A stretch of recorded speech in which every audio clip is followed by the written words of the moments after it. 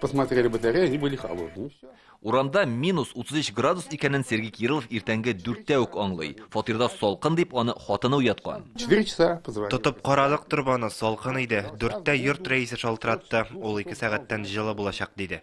Бу салкын төндә Киров районының дистәләгән йорты җылысыз калды. Җир астыннан узган җылылык турбасы шартлаган. Временное ограничение было... 40 йорт һәм 5 социаль объектта җылылык өзелде. 3 балалар бакчасы һәм 2 гимназия бинасы шул исемлектә. Шартлаган турбаларны тиз ялгадылар. Иртәнге 8-нче яртыда бу йортларның батареялары җылына башлый. Бакча белән гимназиягә җылы бирсәләр дә, балаларга бүген килмәскә киңәш иткәннәр. Шушындый очраклар булмасын өчен гадәттән тыш хәлләр министрлыгы хезмәткәрләре бүген махсус эш режимына күчте.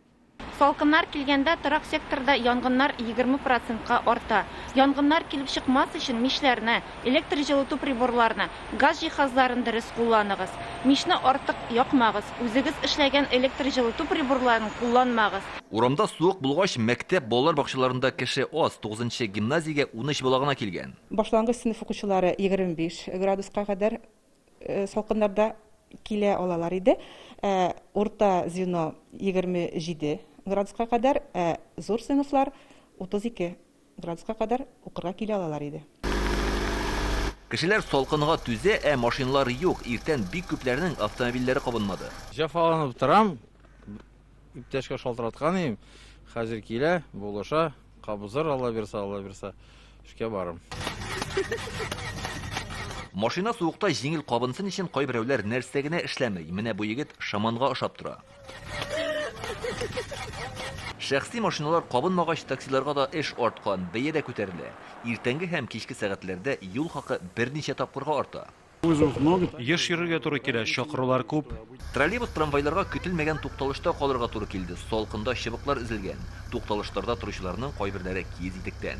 Очень холодно, замерзла. Если бы не было бы солнышка, было бы намного сложнее. Татарстан халкы бүген социаль челтәрләргә градусник фотоларын элә. Кемдер Әлкидә минус 42, Балтачта 43, Балык бистәсендә хәтта 46 градус дип яза. Хайваннар кош-кортларда качкан. Үрдәк тавышыннан шаулап торган Уральский паркында да тынлык хөкем сөрә. Монда йөрүче кешеләр дә юк. Табиблар зур ихтыяҗ булмаса, өйдә торырга киңәш итә. Йөрәк, кан тамыры юллары авырулары буенча сулыш юлы авырулары булсын. Менә бу безнең авырулар, алар бигрәк тә сизимчән була. Шуңа күрә аларга икеләтә бу очракта авыр һәм җинаграк булырга кирәк инде. Җылының кадерен салкында аңлыйсың дигән әйтем искә төшә бүген. Башка көнне гадәти генә булып тоелган күренешләрнең дә ни дәрәҗәдә әһәмиятле икәнен аңлыйсың. Әйтик, иртә белән торып чыккач, җиңел генә машинаң кабынса һәм кирәкле җиргә эшемичә туңмыйча барып җитсәң дә бик яхшы. Икенче яктан бит гыйнвар аеның бөтен яме дә шыгырдап торган карда һәм зәмхәрир суыкларда. Иң мөһиме кешенең күңелендә матурлык һәм җылылык булырга тиеш.